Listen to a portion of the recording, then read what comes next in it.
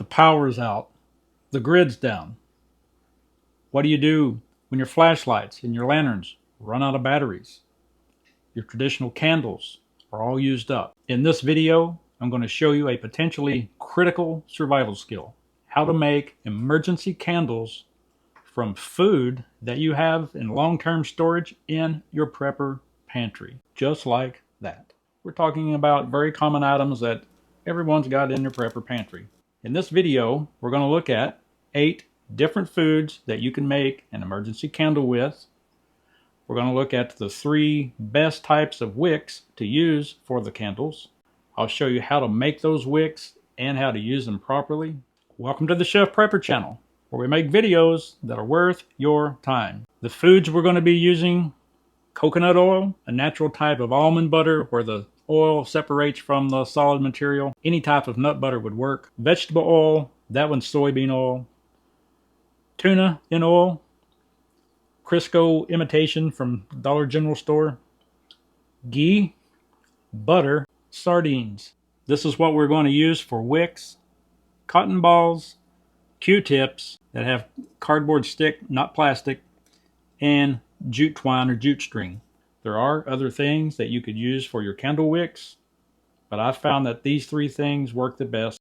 We're going to also use toothpicks, a pair of scissors, and a lighter. I'm going to be using 3 different types or styles of wicks. I'm not going to use all 3 wicks in every one of the foods. Most of the foods I'm going to use one type of wick, so you can see that the food can be used for a candle, and also to show you how to properly make and use the wicks as we go through the different foods. We're going to make an emergency candle out of butter. Butter is the one in which we're going to use all 3 types of wicks. So the first type of wick we're going to use is a Q-tip with cardboard, not plastic. When you're using the Q-tip for a wick, it's very important that the actual cotton part is in contact with the oil or the fuel, and it needs to be saturated or soaked or coated in the fuel. So in the case of butter, you will probably need to use your lighter to melt a really small part of the butter, saturate the Q-tip with the butter. So remember, we want the actual cotton to be in contact with the fuel. Our second type of wick is going to be jute twine.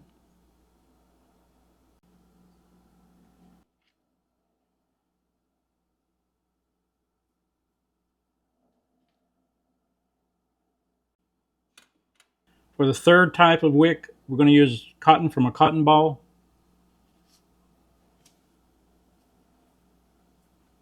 We're not going to depend on the toothpick to be the wick, but we're going to depend on the toothpick to keep the cotton firm, steady.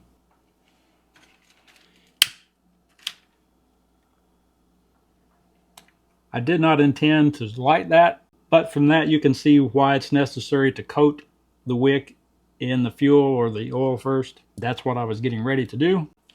When you need to remove or replace a wick, we will try that again. First, we're going to melt some fuel. No, it's not that hot.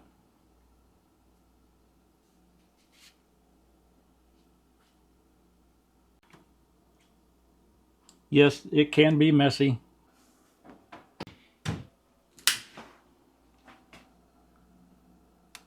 It does take a few seconds to get these going.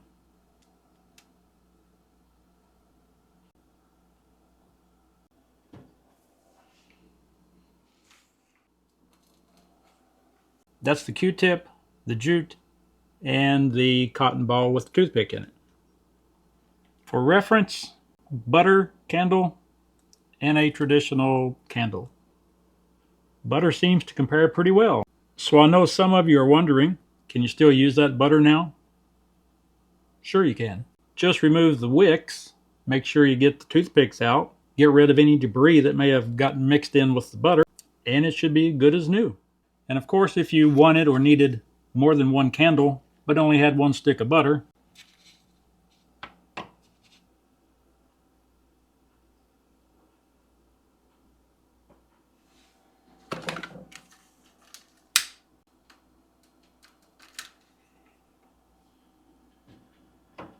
you can make several candles from one stick.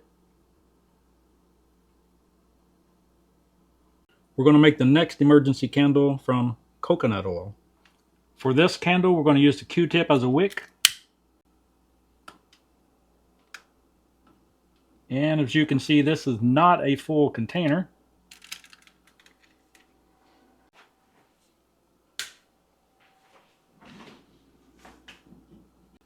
And for reference,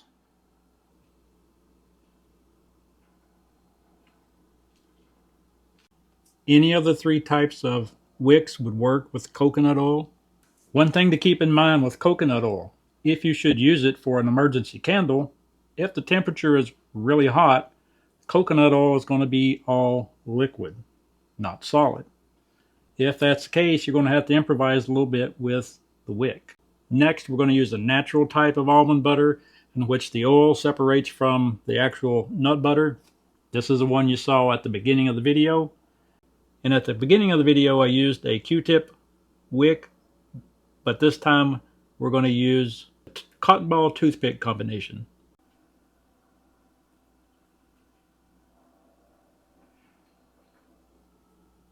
Like pulling a tooth. I kind of work it up through the middle of the cotton, twist it a little bit, and in a case of nut butter with oil, and just dip it in the oil. I don't want it to be too long. I want the wick to be in contact with the fuel, in this case the oil. So I probably made that wick much too thick. I'll try to make a much thinner one and show you the difference. As you can see, that one is a pretty big flame and it's starting to give off some black soot. I'll let it go till I get this one finished so you can see the difference in the sizes and the flames. I think that one's much better.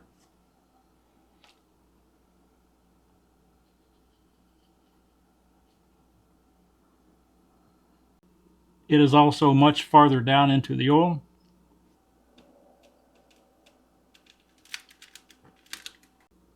Quite a bit of difference in the two flames from the two wicks. Of course, the larger the wick, the more light you're going to get. Also, the more soot you potentially will get depending upon the fuel. I did remove the larger wick from this, and I adjusted the smaller wick. I pushed it a little further down into the oil. And for reference, a traditional candle and the almond oil. That is a plastic container. The plastic did not start melting, but the second wick is off to the side a little bit, and the plastic was getting very hot. The best way to use this would be to pour the oil off of the almond butter into another container, similar to what we're going to see with soybean oil coming up in a few minutes. Can you still use this after making it into a candle? I don't think that I would. Next, we're going to look at the tinned fish, sardines in soybean oil, and tuna in soybean oil. We're going to put two types of wicks in each one. First one, we're going to use jute on a toothpick. I'm going to try to kind of unravel this and insert the toothpick up between the individual pieces, so to speak. Twist it back as best I can. These have liquid oil in them. Saturate the wick. It can be very difficult to get the wicks to stand up in the fishes. Probably going to have to cut that wick. It's a little bit too long. Actually, I want to cut this end. I had to remake the wick much shorter. And if you have to let the wick lean over against the edge of the can, it's okay because it's a tin or metal can. It's not going to melt or burn. Okay, so each container has two wicks, a jute wick with a toothpick holding it up, and just simply the jute by itself laying in the oil. Same for the sardines.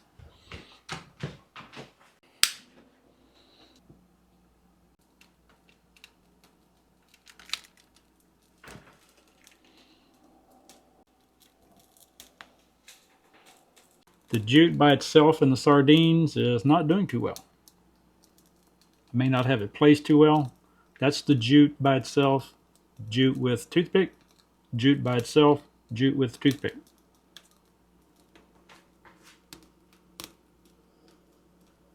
And for reference, traditional candle, sardines, tuna. And so the question, can you still eat these? Yes, you can still eat these. Just be sure you get the toothpicks out, the jute out, and any debris that might have got mixed into the fish or the oil. We're going to make our next do-it-yourself emergency candle from vegetable oil, which in this case is soybean oil. Olive oil will burn cleaner and make a better candle or oil lamp, but this is what I have for now. That is a sardine or a jack mackerel can. I don't remember which one. Either one will work. And this one's going to be more like one of the primitive oil lamps from thousands of years ago. Getting a wick to stand up in something like this is not easy. Typically you would lay a piece of cotton into the oil, let one end stick out of the oil, or both ends if you wanted two lights. So we're going to try it with the jute in that manner, but we're also going to use Q-tips. We've got to make the Q-tips sturdy or steady so they don't fall over, get snuffed out. With the Q-tips, we have the ends sticking out of the oil, but still in contact with the oil.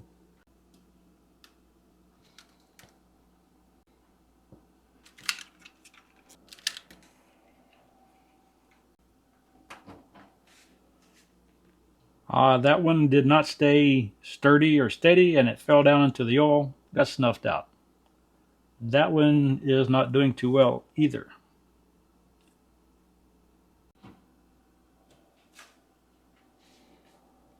And for reference, the traditional candle, the soybean oil does not appear to be as good of a candle as the others that we've looked at, but it does work. Vegetable oils or seed oils are better suited for making lamps, something like this, rather than a primitive type like this, but this does work. The next long-term storage food that we are going to transform into an emergency do-it-yourself candle is ghee.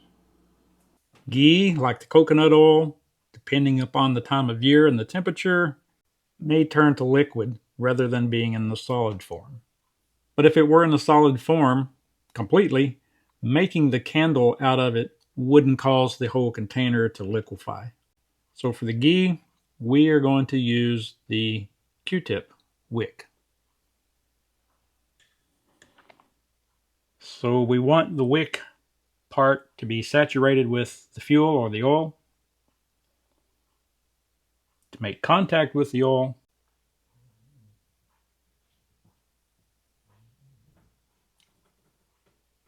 something like that.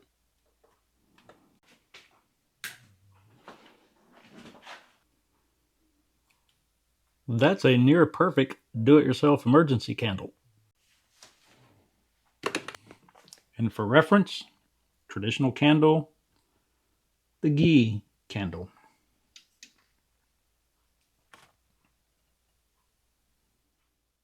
The last and eighth food from a typical prepper's pantry that we're going to make an emergency candle from is vegetable shortening.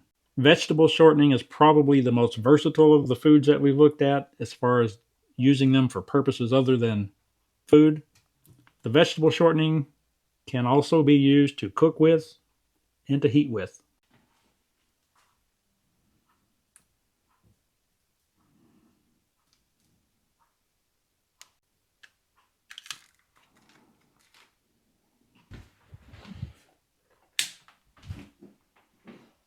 So the vegetable shortening makes a very good candle. And for reference, the traditional candle. But wait, maybe you might need to do some cooking when the power goes out. And with this setup, you could do some cooking with it. Some small scale frying, perhaps boiling water for freeze-dried meals, heating up canned foods, quick meals with quick rice, quick oats, and such. Vegetable shortening, the most versatile do-it-yourself emergency candle and stove that you will find waiting in your prepper pantry. So there you have 8 common foods that you can make do-it-yourself emergency candles for power outages, blackouts, and emergencies within emergencies, like a true grid down SHTF scenario. So a couple of questions I know that a lot of you are going to have. One, how long will those candles actually last? And two, how long will those wicks last before you have to replace them? I don't have those answers right now. I suspect that several of those candles will burn for many hours, maybe a couple of 3 days.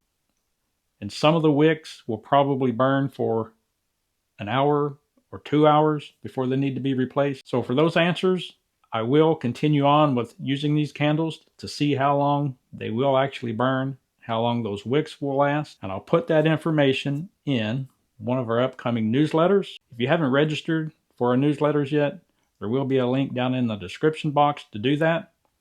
The first newsletter will come out the last week of July or the first week of August, and each week thereafter. It will come out weekly, and the last Friday of each month will be an expanded version of the newsletter. It's free. All you got to do is register.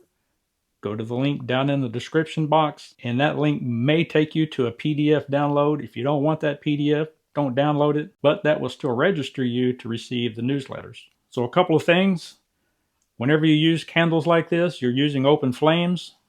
Be sure you got your fire blanket, fire extinguisher, and if you're using alternative stoves and fuels, be sure you got a carbon monoxide detector. You got to make sure that you can do these kinds of things safely. If you got any value from this video, I'd like to ask you to leave a comment. It helps me tremendously with the algorithm. The more comments, the more people the video gets shown to.